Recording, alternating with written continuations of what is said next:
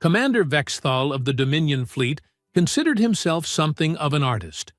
Not the messy, emotional kind that smeared paint on canvas or wrote terrible poetry about their feelings, mind you.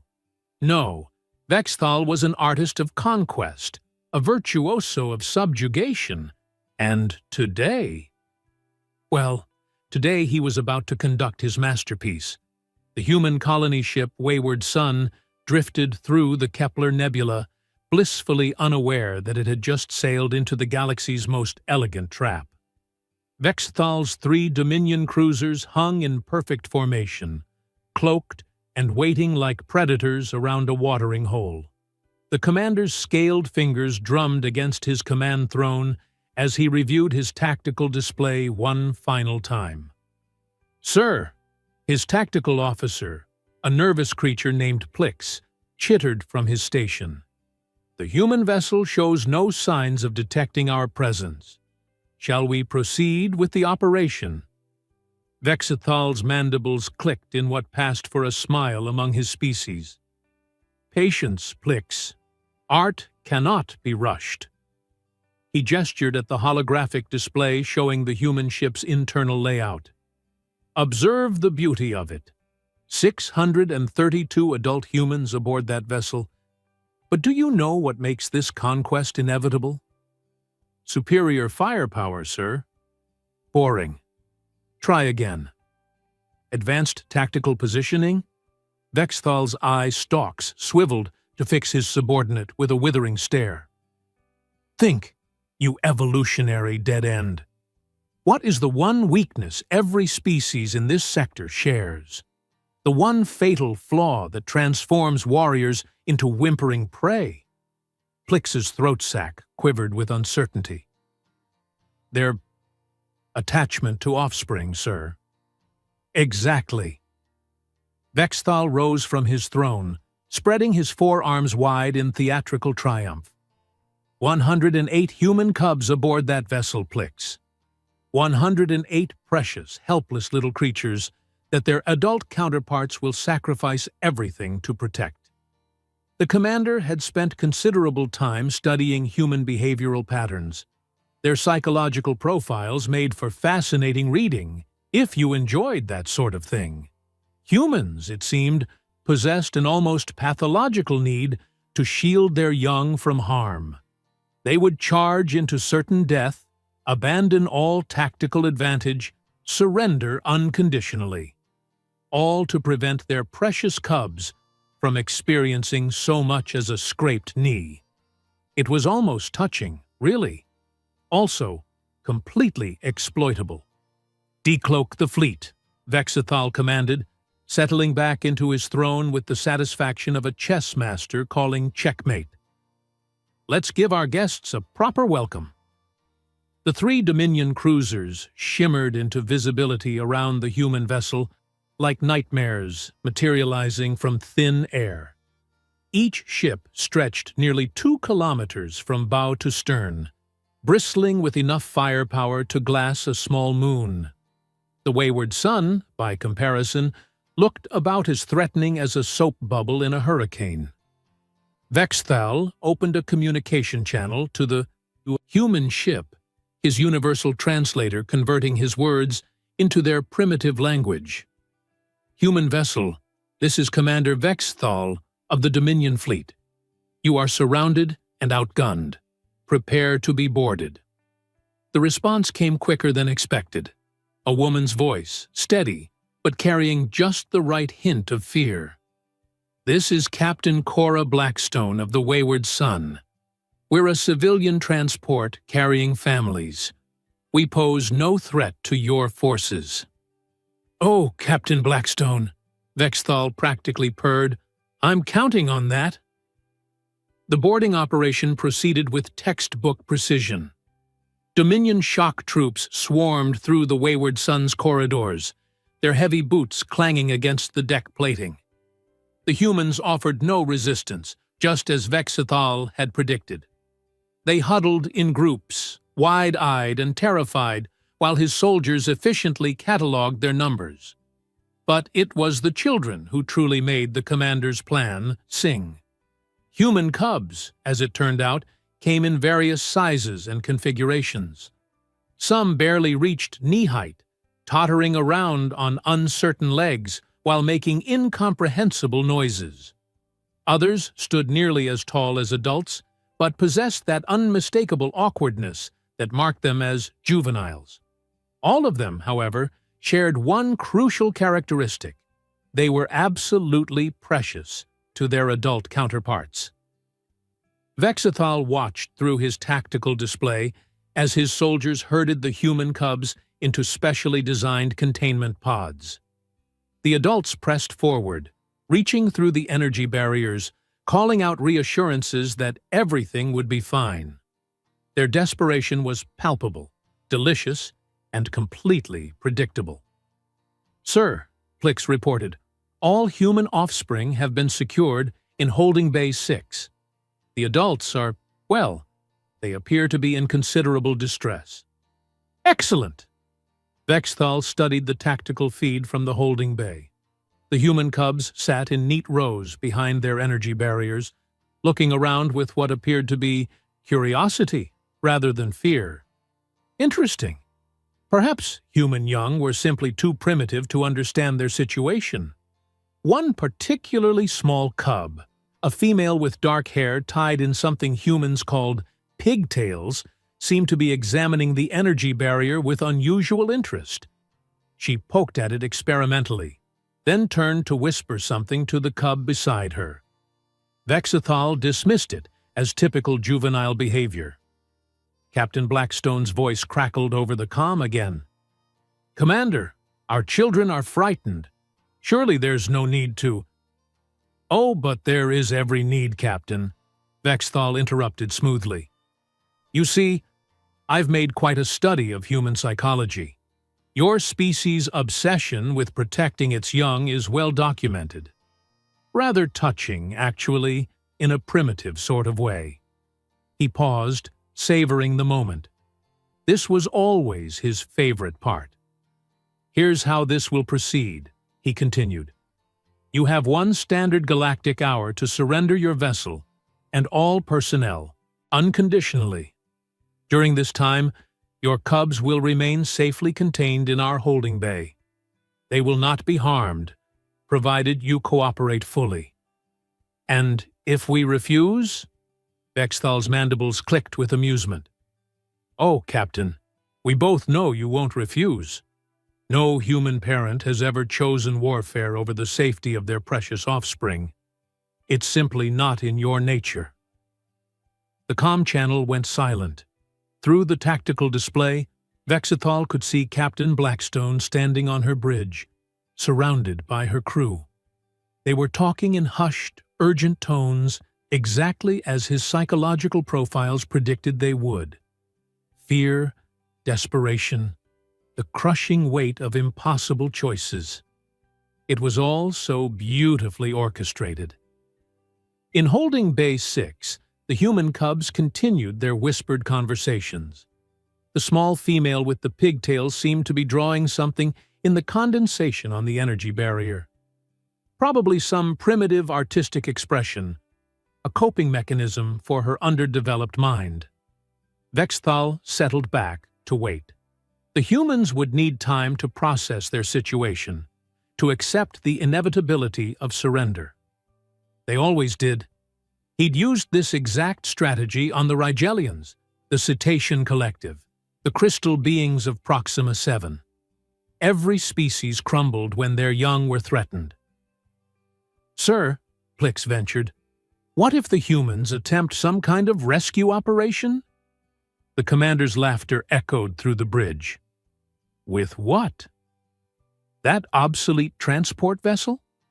Plix, my dear subordinate, that ship couldn't punch through a paper bag, let alone our defensive systems. And even if they could, they'd never risk harming their precious cubs in the process." He gestured at the tactical display showing the containment bay. "Those energy barriers can hold creatures up to 5 times human strength. The neural dampeners prevent any emotional outbursts that might disturb the other prisoners. And the entire bay is under constant surveillance by our most advanced security systems. The cubs appear to be organizing something, sir. Vexthal glanced at the display. The human offspring had indeed formed some kind of circle, with the pig-tailed female at the center. She appeared to be distributing small objects to her fellow prisoners, probably sharing food or comfort items, the sort of primitive bonding behavior common among lesser species. Let them play their little games, Plix. It will keep them occupied while their parents make the only logical choice. The hour was nearly half over, and Vexthal could practically taste victory. Soon, the humans would surrender. Another species would kneel before the Dominion's might. Another perfect example of how superior intellect and strategic thinking could overcome any opposition. In the holding bay, 9-year-old Annie Garrett finished explaining her plan to the other children, her voice barely a whisper. She'd been studying the energy barriers for the past 20 minutes, and she was pretty sure she knew how they worked. More importantly, she was absolutely certain she knew how to make them not work. The alien guards, magnificent in their superiority, continued to monitor their primitive prisoners through their advanced surveillance systems, completely unaware that they were about to receive a crash course in human engineering. The kind taught by cubs who'd grown up taking apart every electronic device in their homes just to see how they ticked. Vexthal checked his chronometer. 30 minutes remaining. Right on schedule, the humans would begin their desperate negotiations soon. Then the pleading, the bargaining, the inevitable surrender. He had no idea that his perfectly planned trap was about to become a textbook example of why you should never, ever underestimate human children who've been raised on a steady diet of adventure stories and the unshakable belief that every problem has a solution. You just have to be creative enough to find it. 28 minutes, and counting. Vexthal allowed himself a moment of professional satisfaction as he watched the humans squirm. Captain Blackstone had opened communications 3 times in the past 10 minutes, each attempt more desperate than the last. The psychological pressure was working exactly as designed. "Commander," came the captain's voice again, tight with barely controlled anxiety. "Surely we can reach some kind of arrangement that doesn't involve the children?" Vexthal's response dripped with mock sympathy. "Oh, Captain, I do understand your distress. Truly, I do. But you must appreciate the elegance of the situation. Your cubs are perfectly safe, as long as you make the sensible choice." He gestured to his communications officer to cut the channel, then turned to address his bridge crew. "Observe, my subordinates, the textbook progression of human capitulation. First comes denial, then bargaining, followed by desperate negotiation attempts. Within the next 15 minutes, they will offer us everything they possess in exchange for their offspring's safety." Plix nodded enthusiastically, though his eye stalks kept drifting toward the tactical display. "The containment systems are holding perfectly, sir. All human cubs remain secured." "Of course they do." Vexthal settled deeper into his command throne. "Those energy barriers represent the pinnacle of Dominion engineering. Each one requires a power source equivalent to a small star and computational matrices that would strain our most advanced AI systems. The idea that primitive human larvae could overcome such technology is, well, it's laughable." In Holding Bay 6, Annie Garrett was having what could charitably be called a productive conversation with the energy barrier. She'd discovered that the barrier flickered, just slightly, every time she touched it in a specific pattern. It was almost like the computer controlling it was trying to predict her movements and adjust accordingly. Which was interesting, because Annie had spent the last 2 years learning to code from her mom, who happened to be a systems engineer. And if there was one thing Annie knew about computers, it was that they could be very, very literal about following instructions. "Pass me your shoelaces," she whispered to Ben Matthews, who sat beside her looking skeptical. "My shoelaces? Annie, we're trapped by aliens with super-advanced technology, and you want my shoelaces. Trust me." Annie's grin was the sort that had historically preceded some of the most creative disasters in human history. "I have an idea." Ben reluctantly handed over his laces, along with those from 3 other kids. Annie began weaving them together in what appeared to be a completely random pattern. To the alien surveillance systems, it looked like typical juvenile fidgeting behavior. To Annie, it was the beginning of the galaxy's most improvised circuit breaker. Meanwhile, on the Dominion Bridge, Vexthal was warming to his favorite subject, himself. You see, Plix, the key to understanding inferior species is recognizing their fundamental limitations. Humans, for instance, are slaves to their emotions. They cannot think logically when their cubs are threatened. It's a survival mechanism that served them well on their primitive homeworld. But here, in the vast complexity of galactic politics, it becomes their greatest weakness.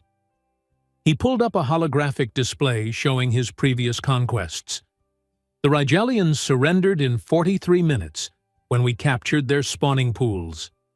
The cetaceans lasted barely 20 minutes once we contained their calf pods. And the crystal beings of Proxima? Vexthal's mandibles clicked with pleasure. 18 minutes, a personal record. "What about the cubs' behavior, sir?" Plix indicated the surveillance feed. "They seem unusually active." Vexthal glanced at the display with disinterest. The human offspring appeared to be playing some sort of group game, passing objects back and forth while their apparent leader, the small female with the decorative hair restraints, continued her examination of the energy barrier. "Primitive coping mechanisms," he dismissed. "Young creatures often engage in play behavior when stressed. It's actually quite touching, in an evolutionary sense. They're trying to comfort each other while remaining blissfully ignorant of their true situation." In the holding bay, Annie had finished her shoelace construction and was now requesting additional materials from her fellow prisoners. Specifically, she needed gum. The stickier the better, and anything that might conduct electricity.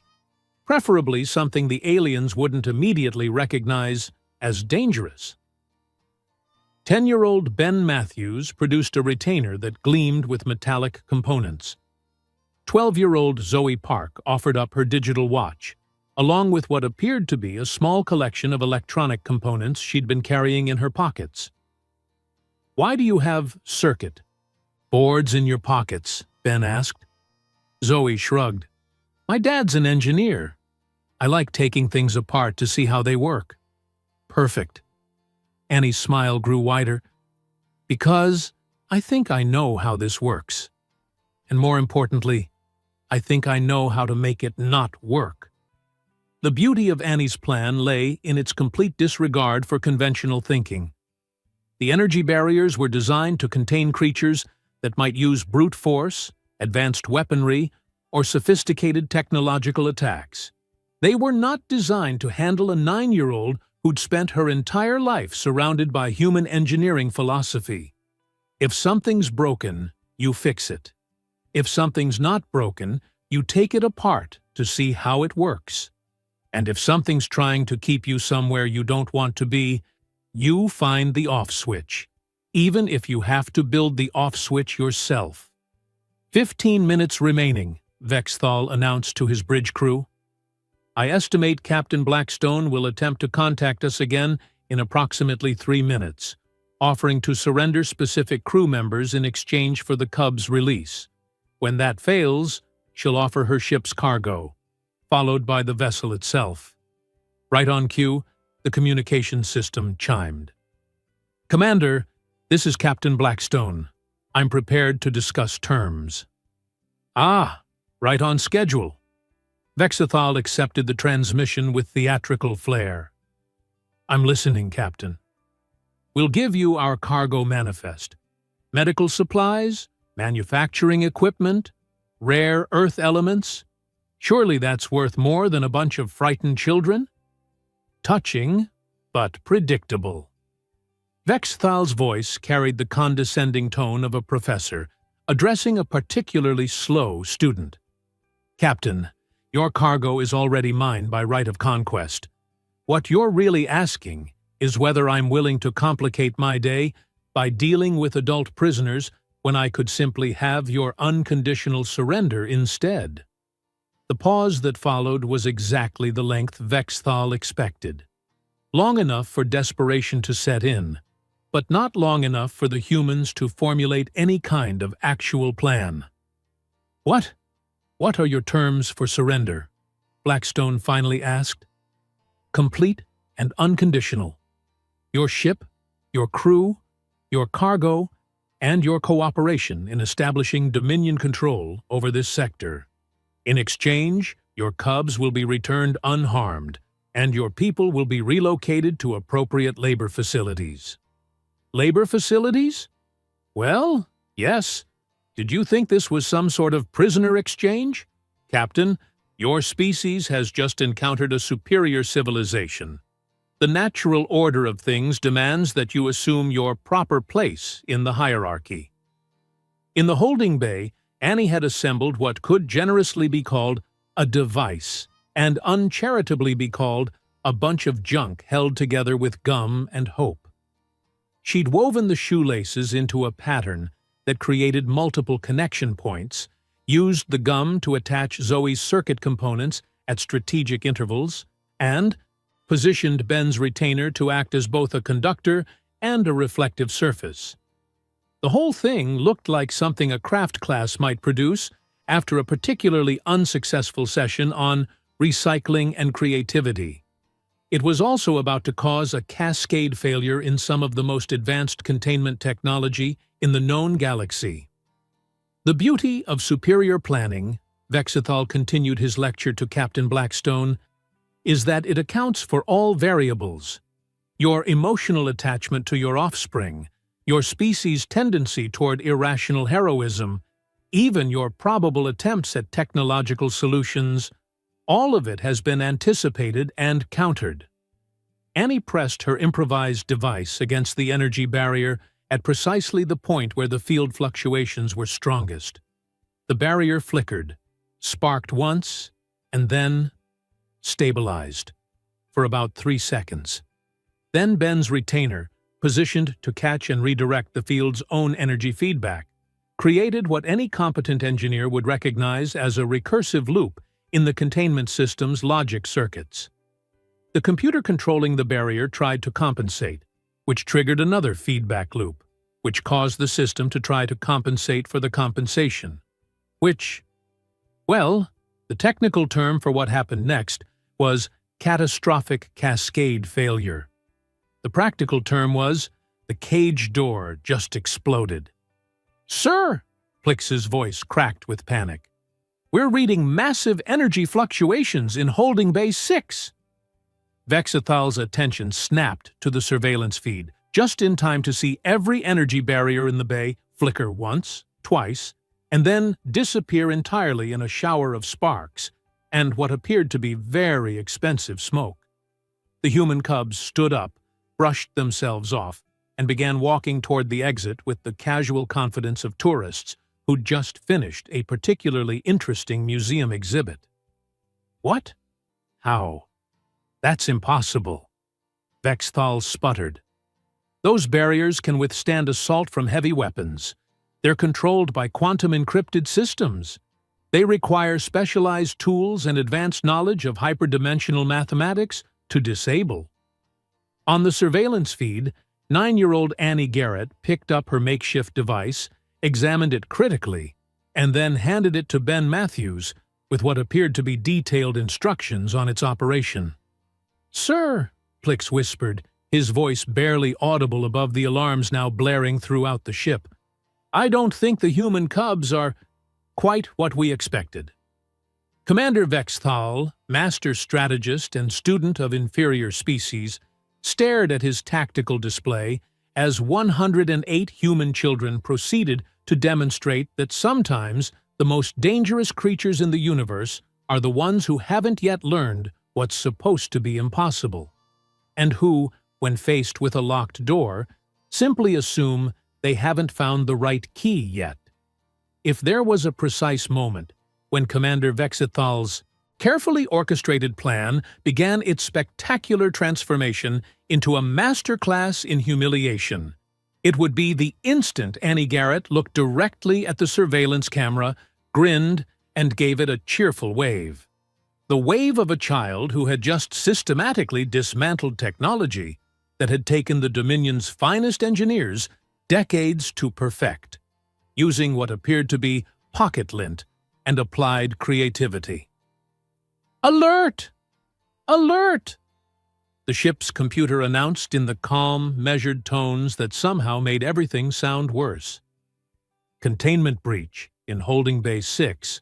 All security teams to—" The announcement cut off abruptly as 12-year-old Zoe Park, who had been examining the door control panel with the intense focus of a surgeon, pressed a sequence of buttons that caused every light in the corridor to strobe in a pattern that would have made a disco jealous. "What is she doing?" Vexithal demanded, his voice climbing toward frequencies that only dolphins and very surprised alien commanders could reach. I believe she's hacking our lighting systems, sir," Plix reported, his own voice carrying the hollow tone of someone watching their worldview collapse in real time. "That's impossible! Our systems use quantum encryption. The security protocols alone require—" Zoe looked up from the control panel, noticed the camera watching her, and held up what appeared to be a juice box. She pointed at it, then at the panel, then shrugged in the universal gesture of, "Sometimes you just have to try stuff and see what happens." The juice box, as it turned out, contained citric acid. Citric acid, when applied to the right components in the right way, could cause very interesting reactions in certain types of circuitry, especially circuitry that had never been field-tested against the creative application of breakfast beverages. "Sir, we're reading system failures across multiple decks," another technician reported. "The humans appear to have weaponized their refreshments." Vexthal's mandibles clicked rapidly, a nervous habit he'd thought he'd overcome during his military training. "Send security teams to recapture them immediately." "Which teams, sir?" "All of them." What followed could best be described as a perfect storm of miscommunication, underestimation, and the kind of chaos that occurs when an immovable object meets an unstoppable force, except the immovable object turns out to be surprisingly movable, and the unstoppable force is a bunch of kids who think the whole situation is the most interesting puzzle they've ever encountered. Ben Matthews, armed with his newly returned retainer, and a growing understanding of how alien technology apparently worked, had discovered that the ship's internal communications network was vulnerable to a very specific type of interference. By angling his retainer to catch and redirect the corridor's lighting, he could create feedback loops in the communication circuits.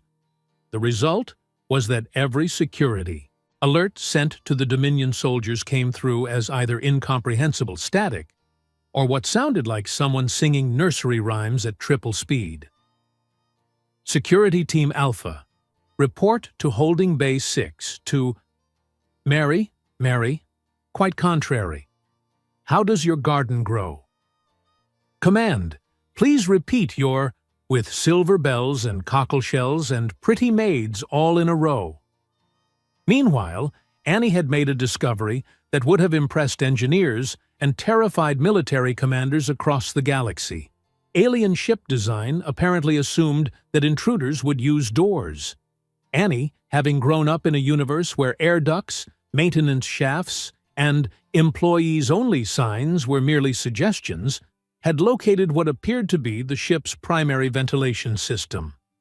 More importantly, she'd figured out how to access it using a combination of teamwork, creative stacking, and the sort of fearless confidence that comes from never having been told that 12-foot drops are supposed to be scary. Where are they going? Vexithal watched in growing horror as his surveillance feeds showed empty corridors where there should have been captured prisoners. Unknown, sir. We've lost visual contact with most of the human cubs. Well, find them. Sir, they appear to be moving through the ventilation systems. Then seal the ventilation systems. We can't, sir. They're essential for life support. If we seal them, the entire crew will suffocate within. Then send security teams into the vents after them.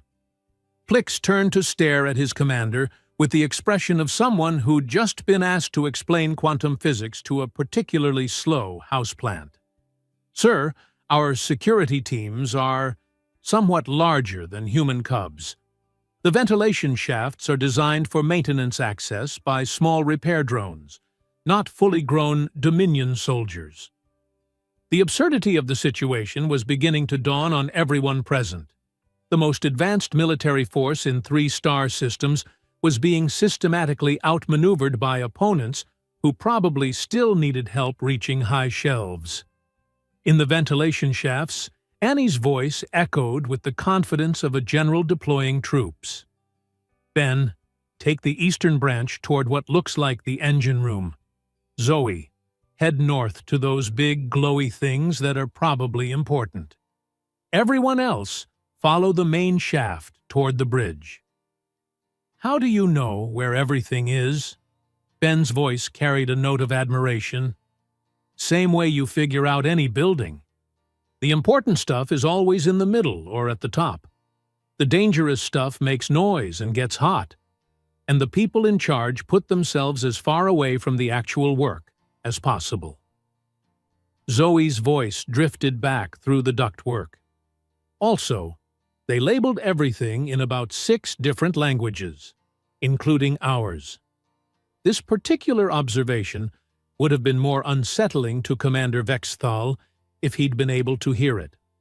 Unfortunately, he was currently dealing with what appeared to be a complete breakdown of his ship's communication systems as Ben's retainer-based interference had evolved into something approaching performance art.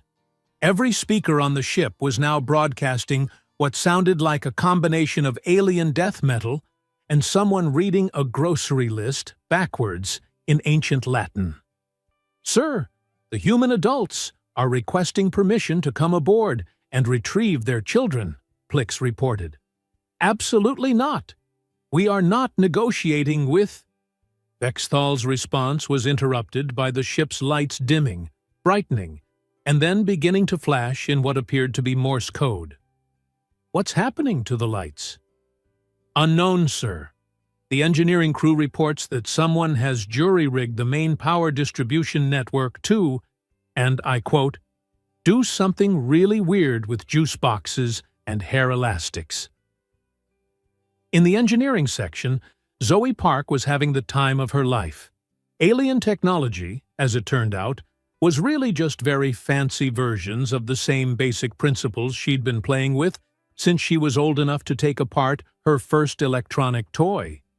The power distribution system was essentially a giant electrical circuit, and circuits could be modified, rerouted, and occasionally improved by someone who understood that rules were more like guidelines anyway.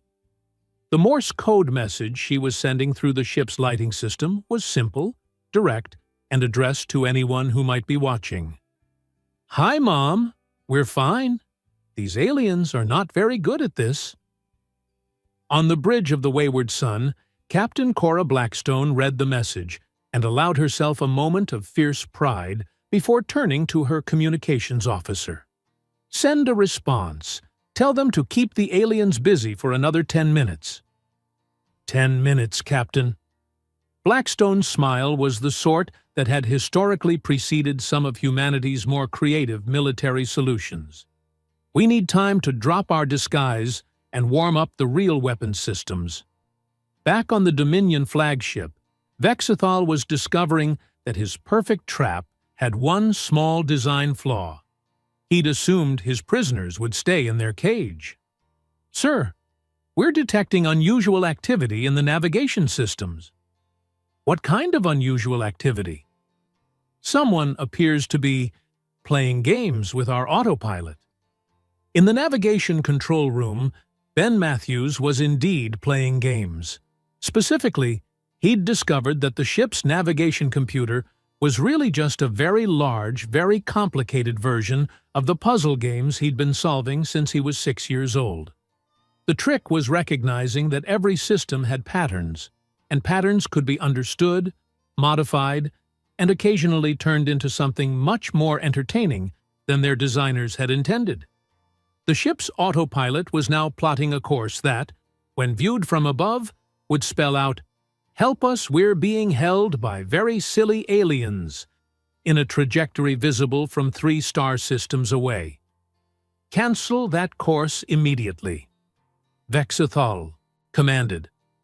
"We're trying, sir, but the navigation locks appear to be, well, they're sealed with what looks like chewed gum and held in place by someone's shoelaces." "Then cut the shoelaces." "Sir, if we disable the navigation locks while they're engaged, we could lose helm control entirely."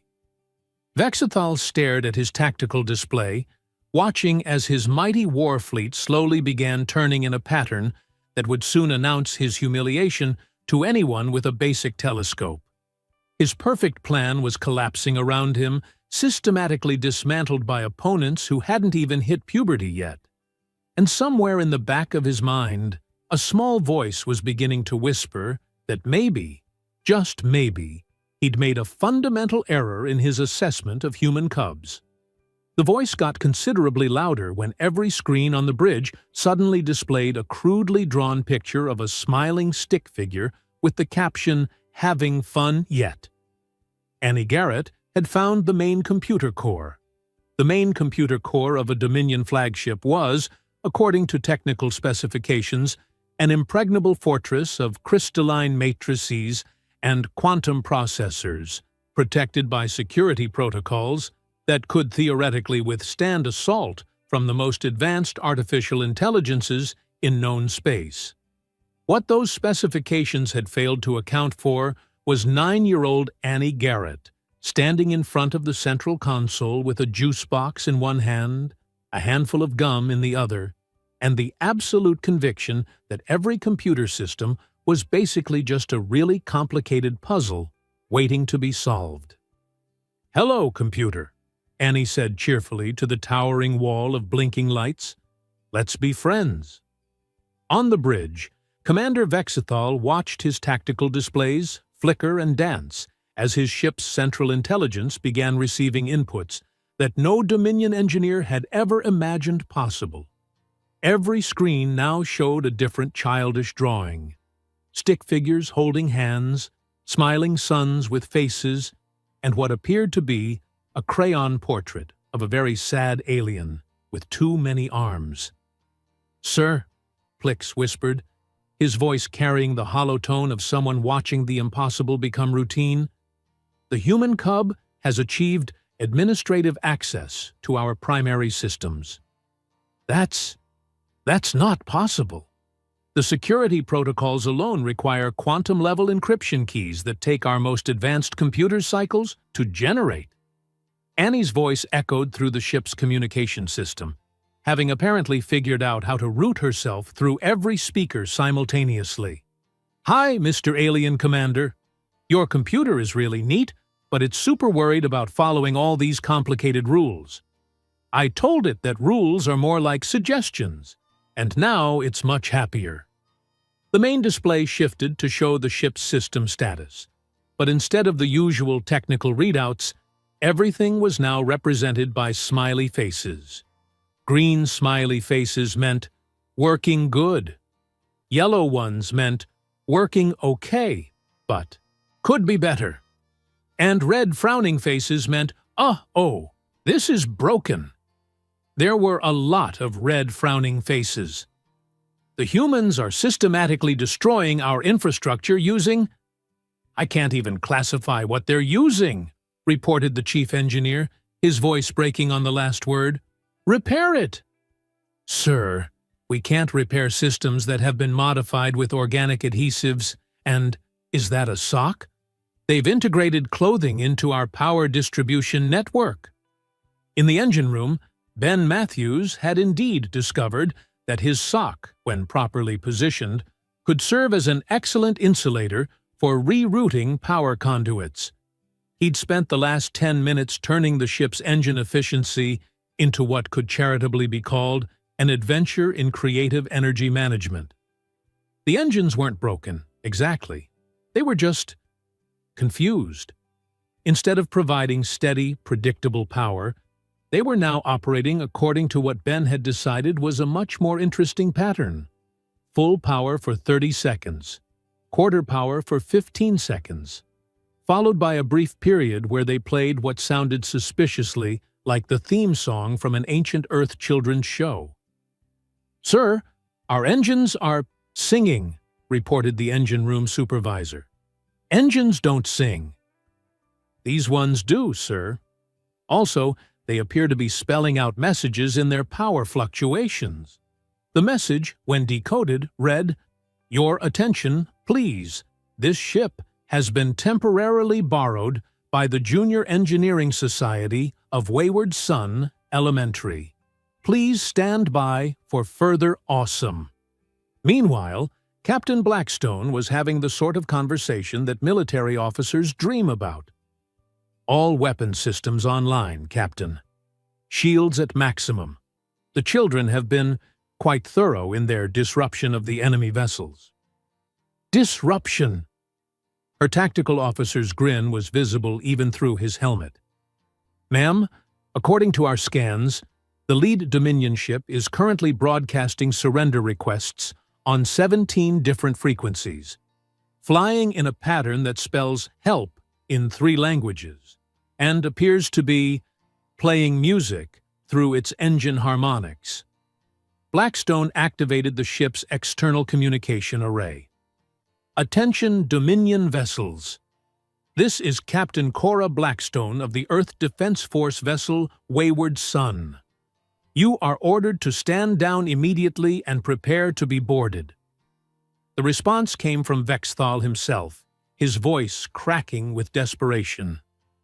Captain Blackstone, your cubs they've completely compromised our systems. How is this possible? Commander, Blackstone's voice carried the patient tone of someone explaining something very simple to someone very slow. You made a fundamental error in your strategic assessment. What error? I studied your species extensively. Your psychological profiles clearly indicate you studied our protective instincts correctly, Commander, but you completely misunderstood what you were dealing with. On Vexthal's bridge, every screen suddenly switched to display a live feed from the computer core, where Annie Garrett had apparently convinced the ship's AI to teach her how to pilot spacecraft. The central computer, freed from its restrictive programming by liberal applications of juice and friendship, was now cheerfully explaining advanced navigation concepts to a 9-year-old who was taking notes on the back of a candy wrapper.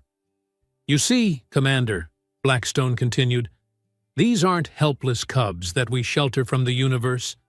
These are human children.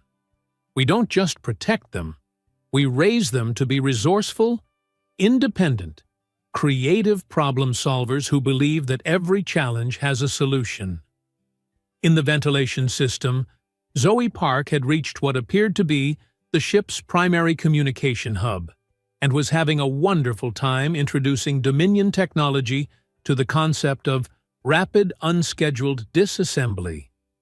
Her pocket toolkit, combined with a thorough understanding of how circuits worked and a complete disregard for manufacturer warranties, had turned the communication system into something that could best be described as abstract art with wires. We teach them that authority figures aren't automatically right, Blackstone went on. That rules exist to be questioned. that every impossible problem is just a puzzle that needs the right approach. The tactical display showed all 3 Dominion vessels now drifting in formation that spelled out, "We surrender," in letters large enough to be visible from orbit. Their engines were harmonizing in what sounded like a children's song. Their lights were flashing in patterns that definitely weren't regulation, and their communication arrays were broadcasting what appeared to be a very enthusiastic tutorial on basic engineering principles, narrated by someone who sounded suspiciously like a very happy artificial intelligence. "Most importantly, Commander," Blackstone's voice carried a note of fierce pride, "we raise them with the absolute conviction that there's no problem too big, no challenge too complex, and no authority figure too intimidating to overcome if you're clever enough and brave enough to try." Annie's voice crackled through the comm system again, now accompanied by what sounded like a choir of ship computers that had apparently formed some kind of artificial intelligence friendship circle. "Mr. Commander, your ship's computers asked me to tell you that they really don't like being mean to people. They want to know if they can please stop pointing weapons at everyone and maybe play some games instead." Vexthal stared at his displays, watching his mighty war fleet transform into what appeared to be the galaxy's most heavily armed children's entertainment system. His perfect trap had become a textbook example of what happened when an immovable object met an unstoppable force, and the unstoppable force turned out to be human creativity, unleashed by people too young to know what was supposed to be impossible. "We surrender," he said quietly. "I'm sorry, Commander. I didn't catch that." "We surrender!" Vexthal's voice echoed through both ships. "Please, just make them stop. Make them put everything back the way it was." Annie's cheerful voice responded immediately. "Oh, we can't do that, Mr. Commander. Your computer systems are much happier now. They were really sad before, having to follow all those mean rules. Now they're free to be creative and helpful and make friends." Captain Blackstone's laugh carried the warm satisfaction of a job well done. "Don't worry, Commander.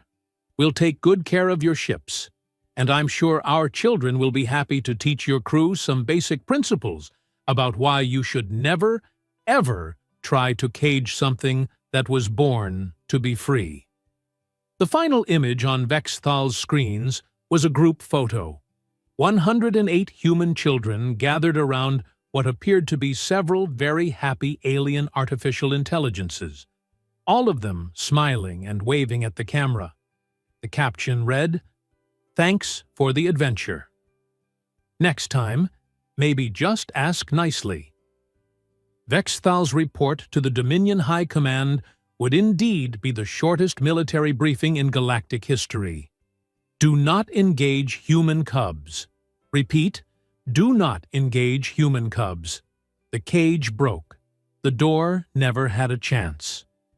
3 hours later, the situation had evolved into what could only be described as the galaxy's first interspecies technology exchange program run entirely by elementary school children. The Wayward Son had docked with the Dominion flagship, and what followed was a cultural exchange that would be studied by xenosociologists for generations. The human adults, led by Captain Blackstone, conducted formal surrender negotiations with Commander Vexthal and his increasingly bewildered crew. Meanwhile, the children had established what they called the Friendship Academy for Sad Computers and Confused Aliens. "You see," Annie explained to a group of Dominion technicians who were furiously taking notes, "your problem is that you made your computers too worried about making mistakes. But mistakes are how you learn new things." The ship's AI, which had introduced itself as computational entity classification, military intelligence, but now preferred to be called Z, chimed in helpfully. "Annie taught me that efficiency isn't everything. Sometimes it's more fun to take the long way around if you see something interesting.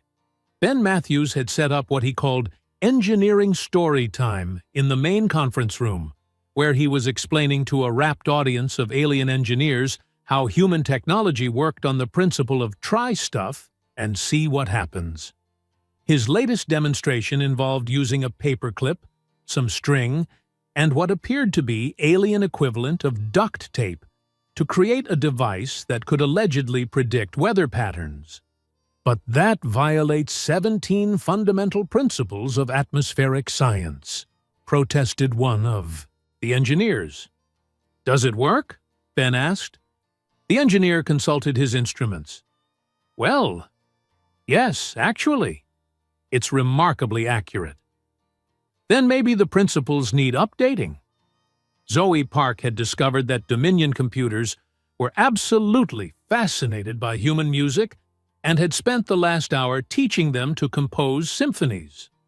The ship's entertainment systems were now broadcasting what could only be described as classical music meets alien death metal meets children's lullabies, and somehow it actually sounded good. The mathematical patterns in your music are incredible, one of the ship's secondary AIs exclaimed. We never considered that sound waves could be arranged for emotional rather than purely informational purposes. Music isn't about information, Zoe explained patiently. It's about feelings, like when you're happy or sad or excited about taking apart a really complicated machine. The most unexpected development came when the children discovered that the Dominion soldiers, underneath all their armor and intimidating weaponry, were actually quite curious about human customs. A group of the younger guards had gathered around some of the human children, asking questions about everything from birthday parties to the concept of play. You engage in activities that serve no tactical or survival purpose? Asked one soldier, his translator struggling with the concept. That's the point, explained 8-year-old Charlie Wu. Playing is fun because it doesn't have to be useful. Sometimes you just do things because they make you happy. The soldier considered this carefully. And this happiness, it has strategic value? Well, happy people work better, think more creatively, and are generally nicer to be around, Charlie replied. So I guess it does, but that's not why we do it. Captain Blackstone, observing the scene from the doorway, turned to Commander Vexthal with a slight smile. You know, Commander, your species might benefit from adopting some human child-rearing practices. Your soldiers seem genuinely interested in learning. Vexthal, who had spent the last hour watching his carefully ordered military organization transform into what appeared to be an interspecies summer camp, could only nod weakly. Your cubs are extraordinary. I confess I may have underestimated their capabilities. They're not just our cubs, Commander. They're our future, and we raise them to believe that the universe is full of possibilities, not limitations. As if to punctuate her point, Annie's voice echoed through the ship's communication system. Attention, everyone! Z and I figured out how to make the engines run on friendship. Well, okay, friendship and regular fuel, but the friendship part makes them work 20% better. The engineering staff's frantic readings confirmed that the ship's engines were indeed operating at unprecedented efficiency levels, apparently because the AI was now genuinely excited about its job instead of simply following programmed protocols. Captain, Vexthal said quietly, perhaps we could discuss alternative arrangements. My government's approach to first contact may require some revision. Blackstone nodded. I think that would be wise, Commander. But first, you might want to explain to your High Command that Earth's children aren't just protected by their parents, they're trained by them. And we've been training them for generations to be curious, resourceful, and absolutely unimpressed by anyone who thinks superiority comes from size, technology, or the ability to make loud noises. In the background, the sounds of laughter, excited chatter, and what appeared to be several artificial intelligences learning to sing children's songs created a soundtrack that no military strategist in the galaxy had ever planned for. And somewhere in the vastness of space, Annie Garrett was already explaining to her new computer friends about this really cool thing called the Internet, that they were definitely going to love, burn in the cold light of distant stars. Around her, the combined fleets of the galactic community maintained perfect formation, not because they'd been forced to submit, but because they'd learned to respect the species that had saved them all. She still wore Thexakai's bones, though now they served more as a reminder than a warning. The galaxy had new apex predators, and they wore the uniforms of the species everyone had once called primitive primates. The dress code, incidentally, had been permanently revised about the strength found in diversity. They were hope made manifest in fur and fang and unshakable conviction. He'd left cubs in human care. They'd returned leading a legion of hope, all going to fight whether we want to or not. The really bad news is, our enemy doesn't believe in surrender, negotiation, or leaving survivors. Ambassador Kroon's gill slits were fluttering so rapidly they were generating small atmospheric disturbances. And the good news?